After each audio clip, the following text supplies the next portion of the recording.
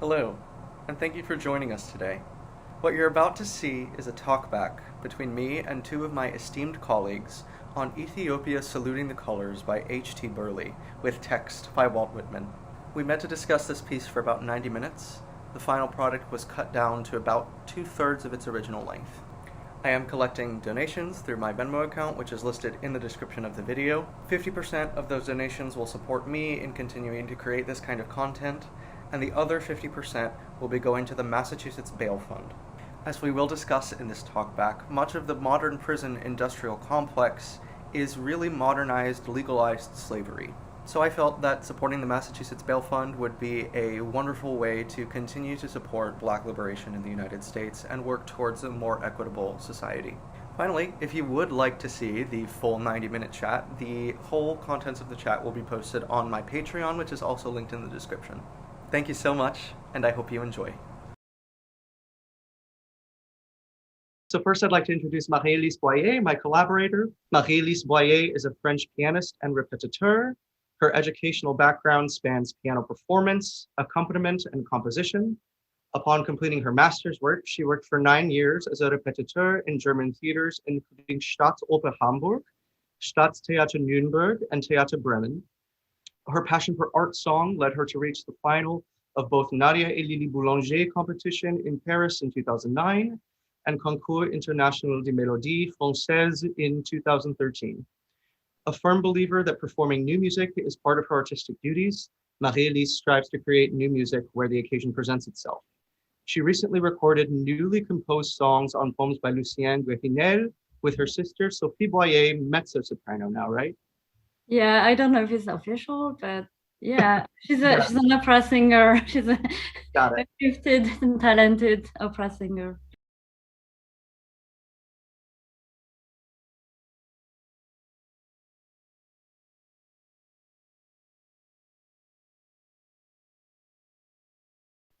She is currently pursuing a DMA at the New England Conservatory of Music. So Marie-Elise, welcome. Thank you for Thank joining. you so much. Thank you for having me. And then we have here also Ulysses Thomas, a Southern native. Ulysses first came to Boston to pursue a master's degree in classical voice at Boston University. His once very active singing career included 2 fellowships at Tanglewood Music Center, operatic engagements with Boston Lyric Opera, and a long association with Boston Baroque and Exultemus, amongst other professional musical organizations. Even with a shift in focus towards a career as a retail sales professional, Ulysses still remains active in performance through his work on staff at the Parish of All Saints Ashmont and as a concert/oratorio soloist throughout Greater Boston. In addition, Ulysses currently sits on the board of Mass Opera, one of the region's dynamic opera companies. In his personal time, Ulysses' interests include researching cultural and social history, reading poetry and classic literature, photography, and style and fashion. So thanks again, Ulysses, for joining us. Welcome. My pleasure. Thank you. We're going to use that poetry brain in a minute. It's going to be great. With Juneteenth recently being declared as a national holiday, we wanted to reflect on what brought this holiday about and what work still needs to be done to create an equitable society. Without further ado, I think we should have a look into this poem. Who are you, dusky woman, so ancient, hardly human, with your woolly white and turbaned head and bare bony feet? Why rising by the roadside here, to you the colors greet? 'Tis while our army lines Carolina sands and pines, forth from thy hovel door, thou, Ethiopia, comest to me, as under doughty Sherman I march toward the sea. Me, master, years 100 since, from my parents sundered, a little child, they caught me as the savage beast is caught. Then hither me across the sea the cruel slaver brought. No further does she say, but lingering all the day, her high-born turbaned head she wags, and rolls her darkling eye, and curtsies to the regiments, the guidons moving by. What is it, fateful woman, so blear, hardly human? Why wag your head with turban bound yellow, red, and green? are the things so strange and marvelous you see or have seen. A lot going on. Yes. It does ponder a lot of questions, I think. Mm-hmm.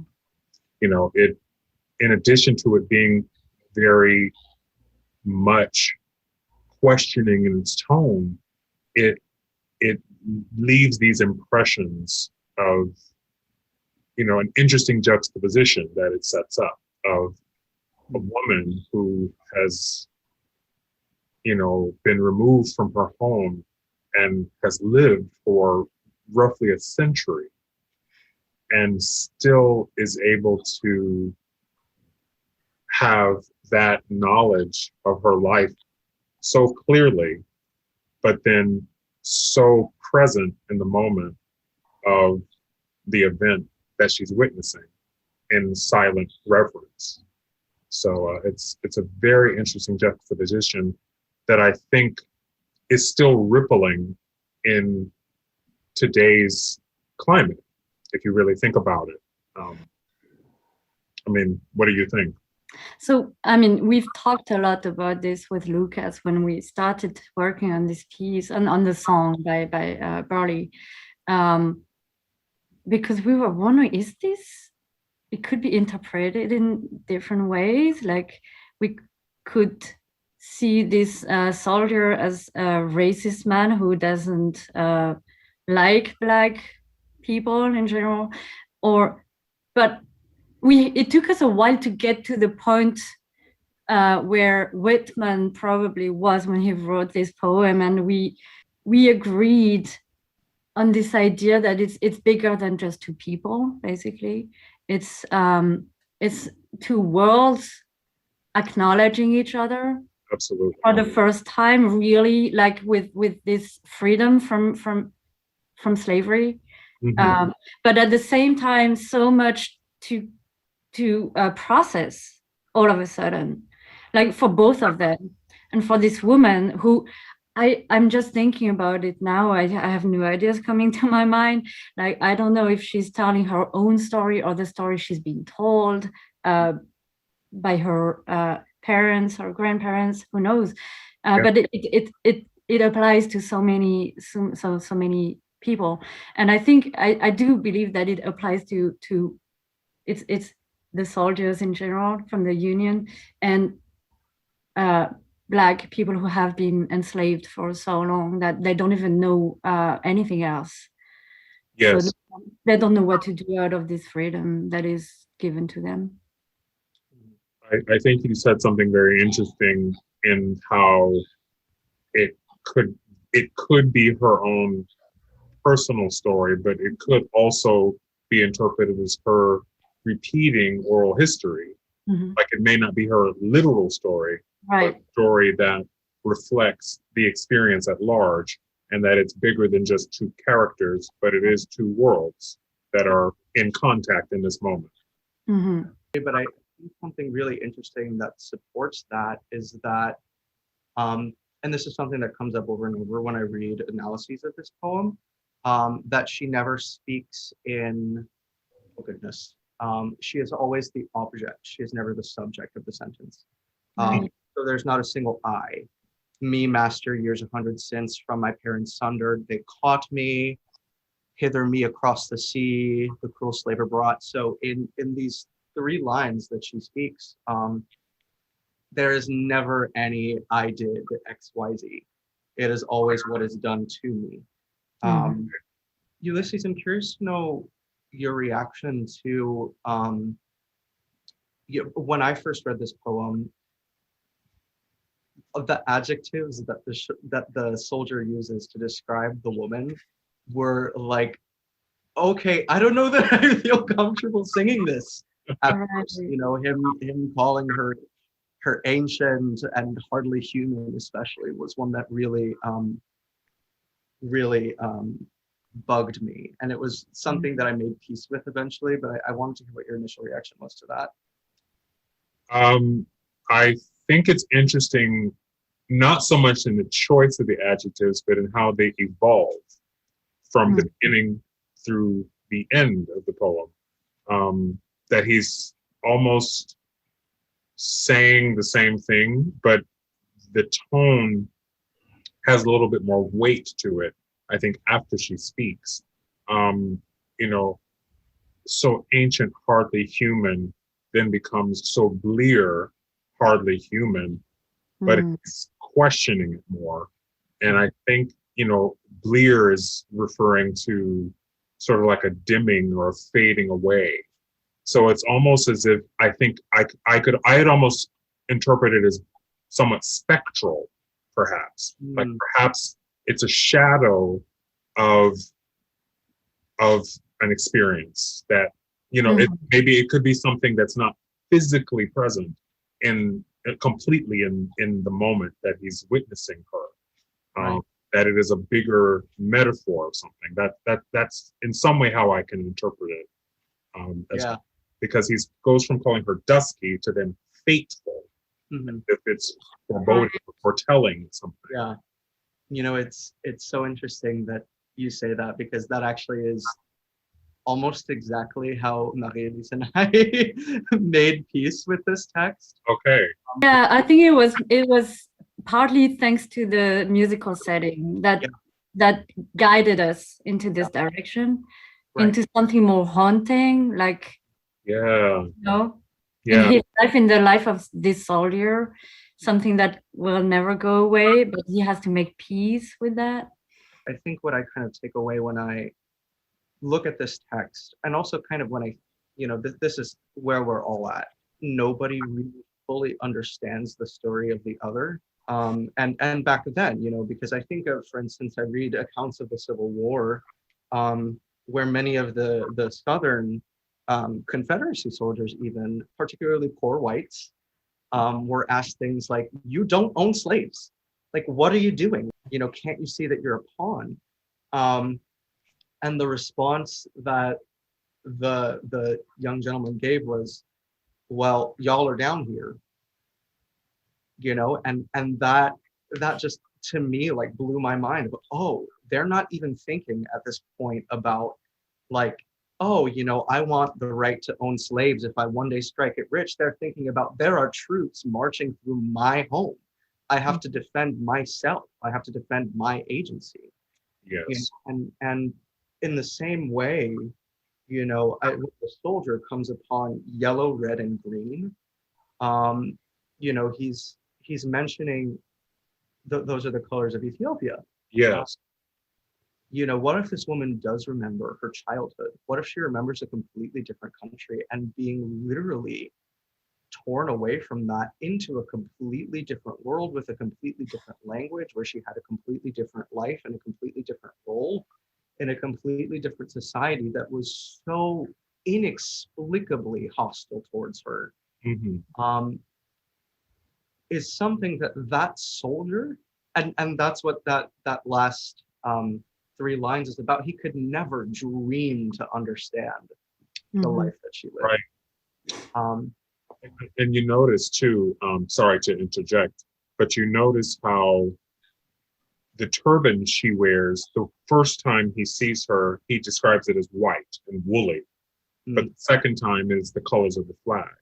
And it's almost as if he sees her first as an enslaved Black American at first, but then after hearing just what she says and observing her, and he describes her as high-born and having this, you know, she suddenly has a nobility or regalness that kind of turns from her, and sees her then in a turban of yellow, red, and green. So it's very interesting how she has a moment of transformation in how he sees her through the course of the poem. Wow. That's very interesting.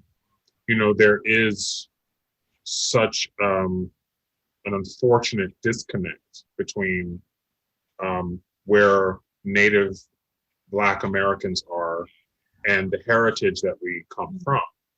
And it's something that I think about a lot more than I ever did, especially after having done like DNA, like, you know, 23andMe or Ancestry, and, you know, trying to really discover those roots, and really kind of wanting to know what are my, origins, specifically.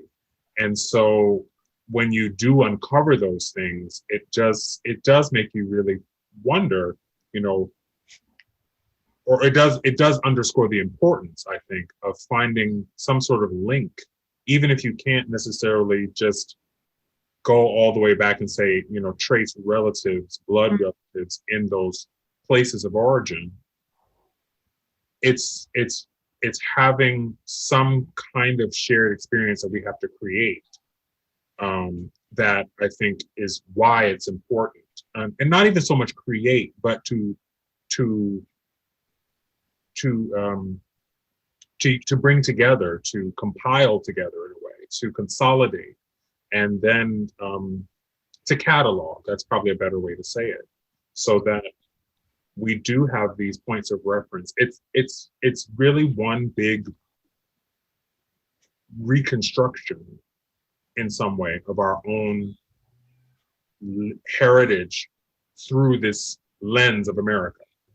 And that's, I think, what makes it increasingly important, not to just isolate everything to one 28 or 29 day period every year, but to really break the borders of what Black history is within the overall fold of American history, which I know that's become a very big sort of catchphrase as well. Black history is American history.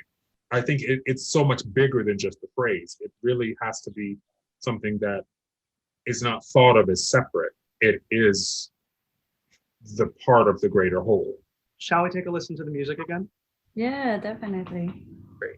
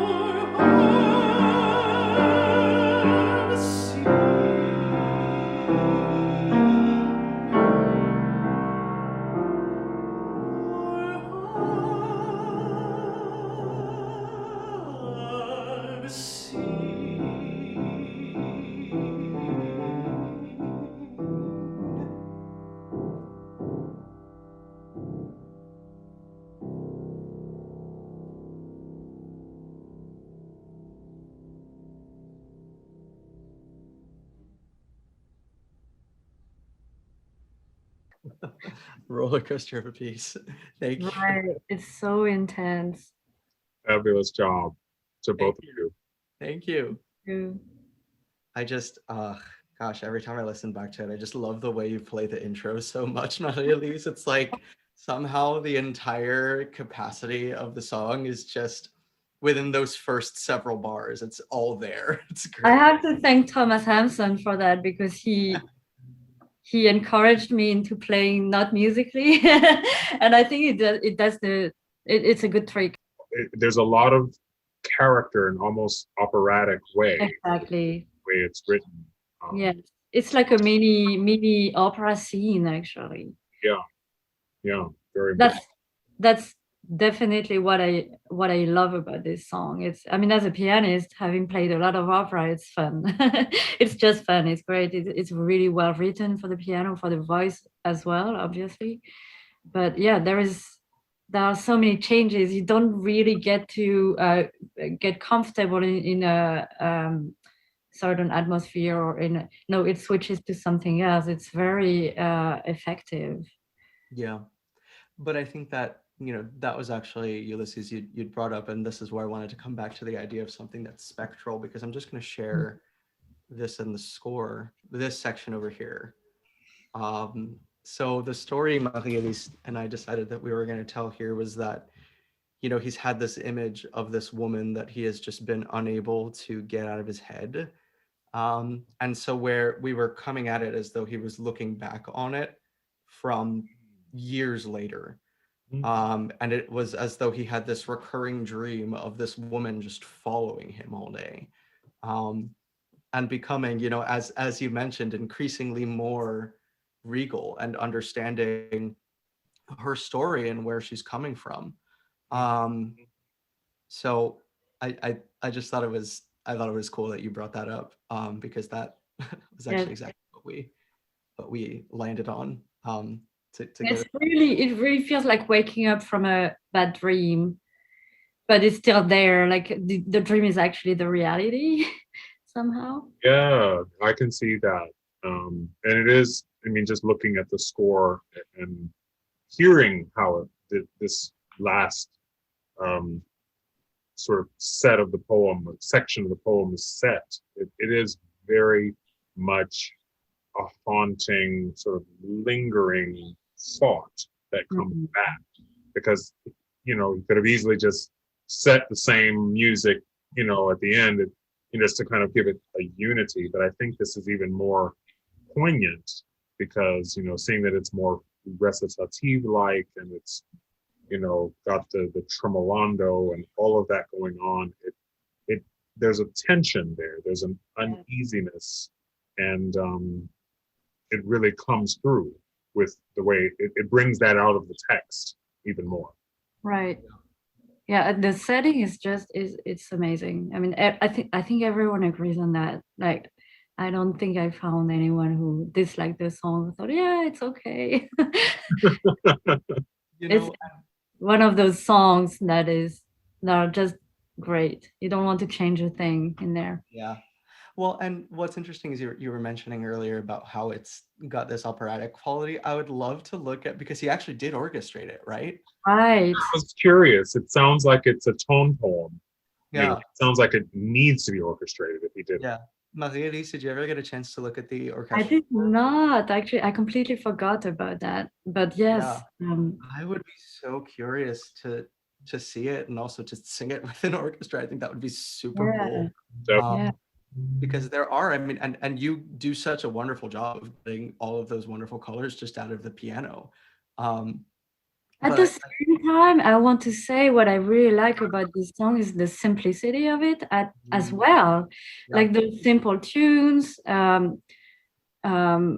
Also, in the end, I think giving an orchestra will make it. It might lose some of its qualities, like intimacy. It really gets personal and intimate with the setting, with the piano, and it's more direct, more concrete, maybe. I don't know. Well, go ahead, Ulysses. Oh no, I was just like, I can see what you mean. It's almost like a ballad in a way. And I want to keep it for myself. I don't want the orchestra to steal it. To be completely honest. And what I know of it too is that it's a song that was frequently sung at Harlem Renaissance gatherings. And I wish I could say like 2 more sentences about that, and I can't. My research hasn't gone that deep. But the idea that it's something that can be easily shared within a community like that is, I think, part of the impact that the song has. And I have to wonder how they were reading it back then. But when we tie in this idea of the bad dream that he's waking up from, and something that, Marie-Elise, are you around a piano right now by any chance? I have a piano nearby. Yeah, if you want want to play something? Yeah, can you play that Marching Through Georgia theme? You know what? I wanted to play it from the real version, like I can find it quickly on YouTube. Sure, totally. You know this tune, Ulysses? Do you know it? It's a tune I recognize. I couldn't tell you the name for some reason. I'm like, why do I know this tune? So up to today, I found only one person who knows of it, and who, when I said the title, this person was like, "Oh yeah, I know it." Everyone else was like, "No, never heard of it." And it was a tune sung by the soldiers in the Union Army. Okay. Marching Through Georgia. Wow. And it's such a great tune. My understanding is that when Burley said this, like, everybody would have known that tune. I see it as audacious, this use of this tune in this setting, because it's something that's so militaristic and so like plainly believing in the goodness and the rightness of the cause. But this setting, I think, questions all of it. Ring the good old bugle, boys, we'll sing another song. Sing it with the spirit that will start the world along. Sing it as we used to sing it, 50,000 strong, while we were marching through Georgia. Hurrah, hurrah, we bring the Jubilee. Hurrah, hurrah, the flag that makes you free. So we sang the chorus from Atlanta to the sea, while we were marching through Georgia. Sherman's dashing Yankee boys will never reach the coast. So the saucy rebels said it was a handsome boast. Had they not forgotten then to reckon with the host, while we were marching through Georgia. Hurrah, hurrah, we bring the Jubilee. Hurrah, hurrah, the flag that makes you free. So we sang the chorus from Atlanta to the sea, while we were marching through Georgia. Okay, I'll stop here. There's 1 more minute, but I think that's. I know why I know the song. Yes, the hurrah hurrah. That's when it's like, oh, now I remember where I've heard this before, and it was I believe it's either in Gone with the Wind, or in one section of Roots. I think it was Gone with the Wind though, and there was a man of color who's singing this like at the top of his lungs on the streets of Atlanta, as in the wake of the Confederate defeat. So almost kind of gloatingly in his tone. And so I just remember, like, what is this song that he's singing? But when hearing that and with the words, I'm like, now I know. Yeah, okay. That's where I've heard it. And that's exactly what I think is so interesting about the use of this tune, and how, particularly before we get to that nightmare section, it just like peters out. He's the guidon's moving.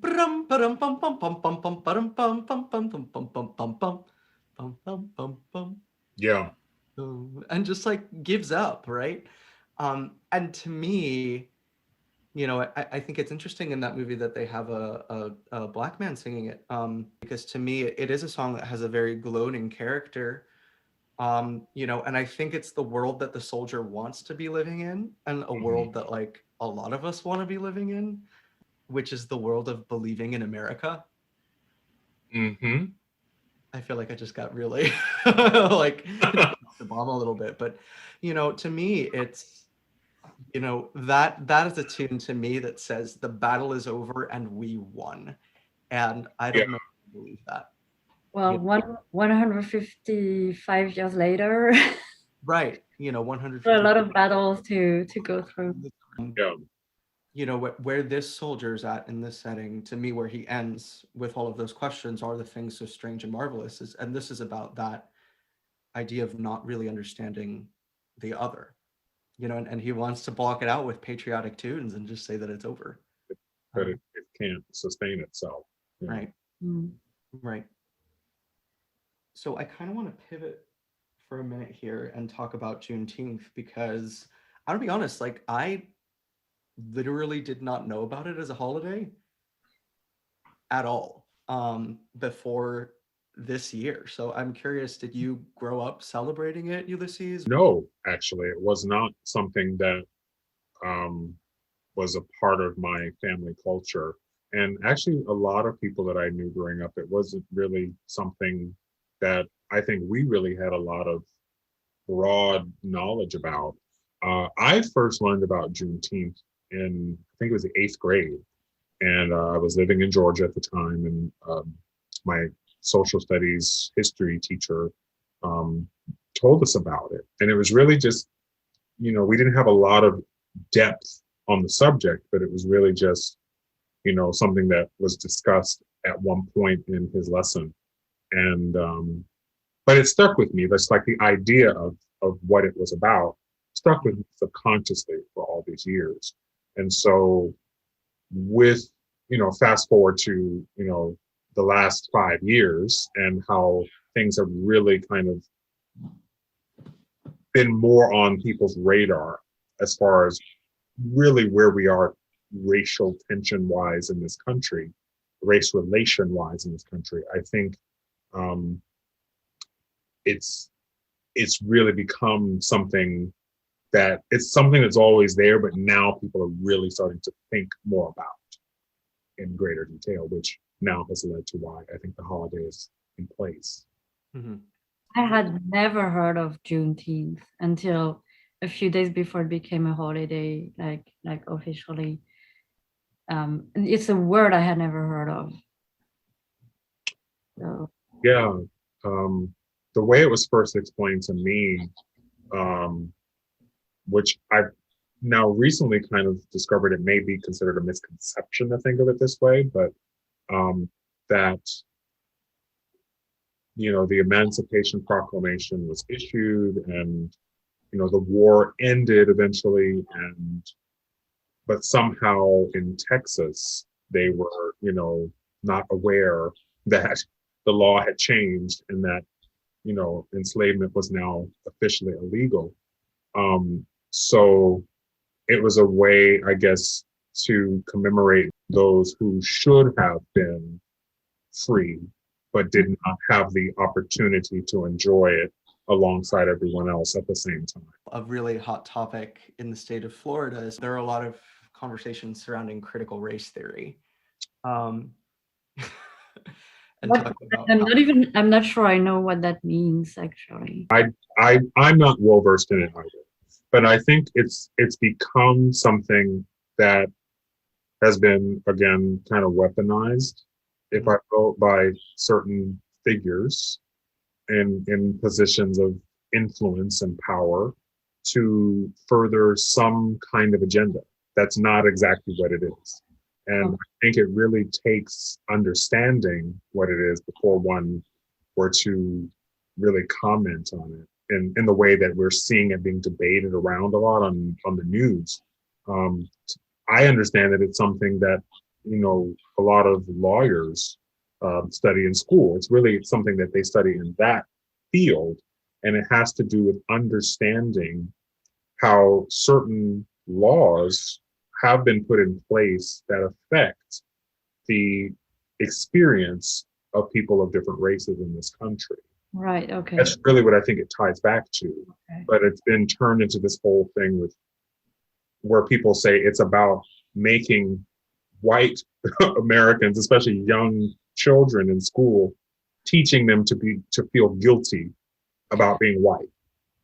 That's what I think it's being turned into when it's not really about that. I see. Okay. Right. Yeah, it's and it really is a dog whistle in that sense. What, like, not talking about things, and Mhm. to that end, like, I did not learn about the Tulsa massacre, for instance, until I saw all of that anger raised over the Tulsa Opera. Oh, Those are yeah. You have some feelings on that, Ulysses. I will not speak on that for now, but yes, that could be a whole other show. In the same way that I read just today that following the 13th Amendment, the 13th Amendment has an exception to it. It says that slavery is no longer legal, neither slavery nor involuntary servitude, except as punishment for crime. that's interesting. Yeah. I didn't know that. Well, that makes a lot of sense, obviously. Well, and then what happened is they started coming up with these black codes. Yes. And examples of that, and I had no idea about this, by the way, until literally this morning. One example of a black code is that if you were a black preacher, you were not allowed to preach to a black congregation, unless you specifically had a permit from a policeman. And I if don't you did understand. not, you could be arrested and enslaved. Another particularly terrible one is that if you were a black person and you had a child, but you were considered a vagrant, the state could then claim your child into an apprenticeship, which essentially meant slavery.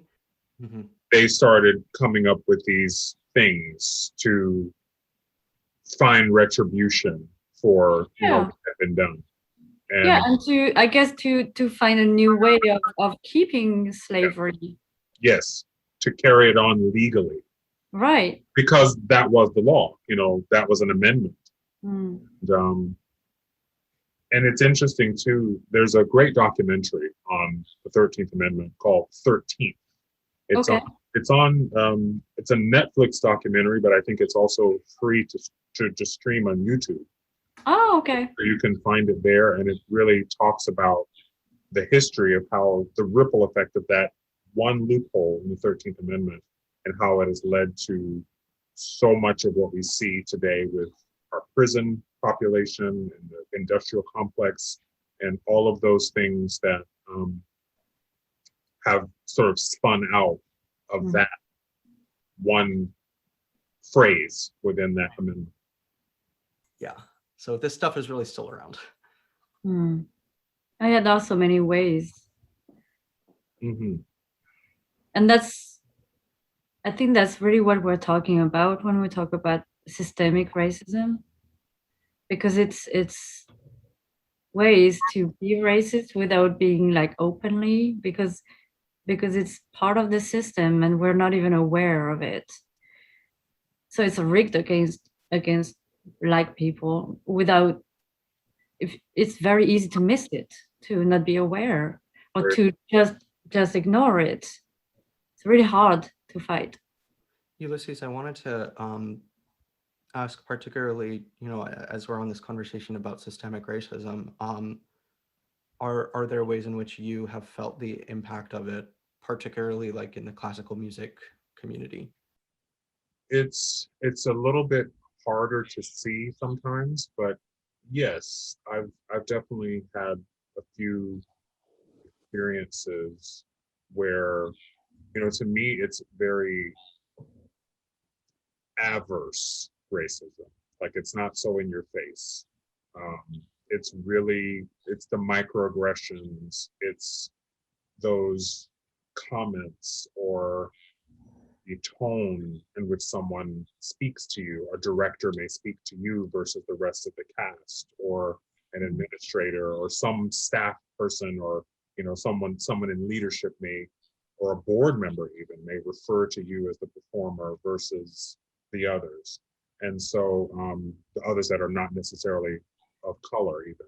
So it's definitely something I've experienced in several small ways, but enough to where it leaves a mark on you and how you navigate this world as a classical musician. Mm-hmm. Yeah. I mean, the question that has kind of kept turning over in my head, as I've been thinking about this song, thinking about Juneteenth, thinking about just like the world in general, is like, what now? You know what I mean? Mm-hmm. Now that we sort of have this information, like, what do we do? How do we be better advocates? How do we, create a more just version of this country? I mean, there's so much to consider with that question, because it's really a question that's more of a catalyst for so many other ways and ripples within that. And so, I think one thing, if I were to choose one thing, I think it's really going to come down to being very proactive. Like, it does take that deliberate action, that deliberate decision to call something out. If you are in that position, if you feel the need to do it, if it really kicks up in you to do it, and you have to do it, or to be just very conscious about how those to be aware of what microaggressions are, or those pejorative statements that find their way to slip through the cracks, but really, sometimes come from ourselves, come from others, and being able to recognize and catch them in the moment, and really just sort of say, I didn't really mean to say it that way, or did you really mean that? It's being, I think, that much more willing to just recognize it and actually do something in the moment, and not just be a bystander. We have to work out our sensitivity about this kind of stuff, and we have to create environments where it's safe when people feel that they are being disrespected or victimized, that they have the opportunity to voice that and have an environment in which they feel safe, without being further traumatized, honestly. It would be interesting to train people to open up and to talk about their experiences, and to communicate when they are having an issue with something they've been told on, and for people who hurt someone but without meaning to do so, to be able to hear that and to apologize for it, and it's no big deal. And because it happens to everyone. We all say hurtful things to people without being aware of it. One of my favorite quips for myself is, "For all have sinned and fall short of the glory of Black Twitter." Like, we would all be canceled. Like, if every word that came out of our mouths were cataloged and documented, we would all absolutely be canceled by Black Twitter, because we do fail, and we do, and in the earlier, kind of looping back to one of the things that Marie-Elise said earlier, is that, thinking of the soldier as being racist, is he kind of is, in a way that we kind of all are. We all, because of systemic racism, have internalized racism. It's really, I think, about just being accountable. Mm-hmm. Being willing to be accounted for, and being accountable for your actions, held to account, I should say. And Right. so that's something we as a greater society, I think, have moved, unfortunately moved away from. We shy away from that feeling of having the mirror held up in front of our face. And, it's something everyone has to do, I think, to really start to see an effective change. And I started reading this book by Ibram X. Kendi, Stamped from the Beginning. And what I thought was really interesting is when he shared his own experience as a Black person having racist ideas, because he grew up like that. And I guess the biggest step, or the hardest thing to do is to acknowledge that, or to be aware that we have those ideas. Yeah. Where do we start? How do we get there? And I really think it's by reading books, by questioning things, questioning what we've learned back in the days, because we know that history is not always told completely. Right. Right. The challenge, I think, is really rediscovering empathy as a society, because we have, over the years, gotten so much more insular and so much more singly driven on the me, and the culture of singularity, that we don't think about how what we do could affect anyone else around us. Mm-hmm. Yeah, I see that, but I also feel that we're in a moment that I'm actually starting to feel optimistic. Because along with every gesture of Ron DeSantis in Florida, raging against critical race theory, you have people posting what I saw on Facebook this morning of that example of Black codes that I was previously completely unaware of. Yeah. So the people who are doing the work, I think, to educate are not going to stop. Oh, they shouldn't. And I think as long as we commit to doing that work and to having these kinds of conversations, and blasting it from whatever megaphone we have, then I think it's a question of, again, because people do want to feel like they're the good guy, and I think if we are willing to put the stakes of our tent as wide out as they will possibly go, then we will continue to draw people towards a greater tolerance and towards a greater sense of empathy, if we're willing to also ourselves be educated. Yes. which is hard. Very, very much. It's an ongoing process. And something I was going to say earlier, I just remembered, it's that we have to be willing to be in the uncomfortable space as well. I think a lot of people want to simmer things down to a more palatable level, but really it has to sometimes be a jagged little pill. And what it all comes down to is that everything's gonna be fine.